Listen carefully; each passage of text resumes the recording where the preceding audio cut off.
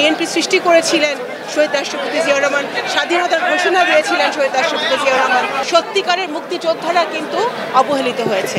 তারা সরকার থেকে কোনো ভাতা পায় নাই, তারা সরকার থেকে কোনো সুবিধা পায় নাই, কারণ তারা জাতীয়তাবাদী আদর্শে বিশ্বাসী ছিল।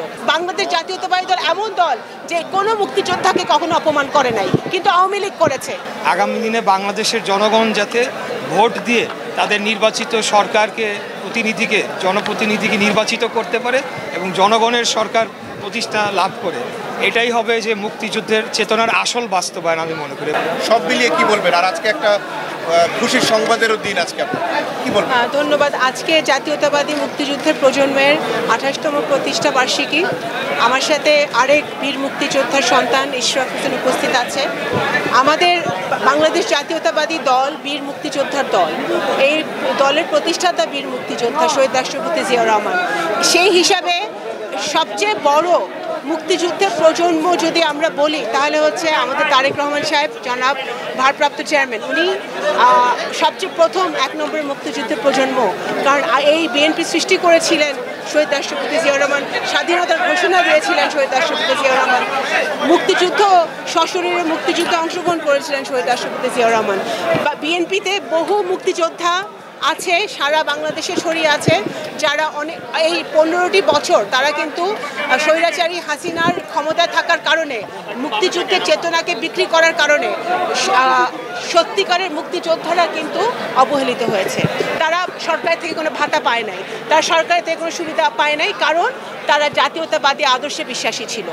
আজকে বাংলাদেশে সেই সময় এসেছে যখন দল মত নির্বিশেষে মুক্তিযোদ্ধাদেরকে সম্মান দিতে হবে। বাংলাদেশের স্বাধীনতা এবং সার্বভৌমত্ব সুরক্ষিত করতে হলে বাংলাদেশের 71-এর মুক্তিযোদ্ধারা আর দ্বিতীয়বার জন্ম নেবে না।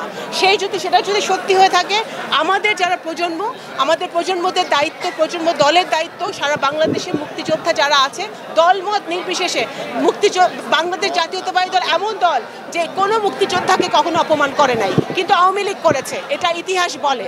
সুতরাং বাংলাদেশ জাতীয়তাবাদী দল সকল মুক্তিযোদ্ধাদেরকে দলমত নির্বিশেষে, ধর্ম বর্ণ নির্বিশেষে সম্মান দেবে, এবং সেই প্রত্যয় নিয়ে কিন্তু আমাদের চেয়ারম্যান দেশনেত্রী বেগম খালেদা জিয়া এবং ভারপ্রাপ্ত চেয়ারম্যান জনাব তারেক রহমান সাহেব কিন্তু সেই প্রত্যয় নিয়ে দেশ পরিচালনার জন্য কাজ করছে এবং দল পরিচালনা করছে।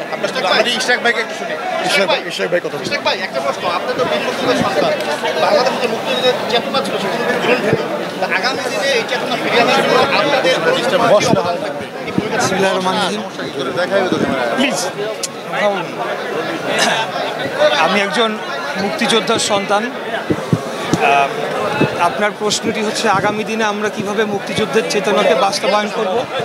আমি বলতে চাই যে বাংলাদেশে গণতন্ত্র সুসংহত এবং সুপ্রতিষ্ঠার মাধ্যমে আমরা মুক্তিযুদ্ধের চেতনাকে বাস্তবায়ন করতে চাই। অর্থাৎ আগামী দিনে বাংলাদেশের জনগণ যাতে ভোট দিয়ে তাদের নির্বাচিত সরকারকে, জনপ্রতিনিধিকে নির্বাচিত করতে পারে এবং জনগণের সরকার প্রতিষ্ঠা লাভ করে, এটাই হবে যে মুক্তিযুদ্ধের চেতনার আসল বাস্তবায়ন আমি মনে করি। এবং আমরা সেই কর্মকাণ্ডটি আমাদের দলের মাধ্যমে আমরা করে যাব গণতন্ত্রকে প্রতিষ্ঠা করার লক্ষ্যে।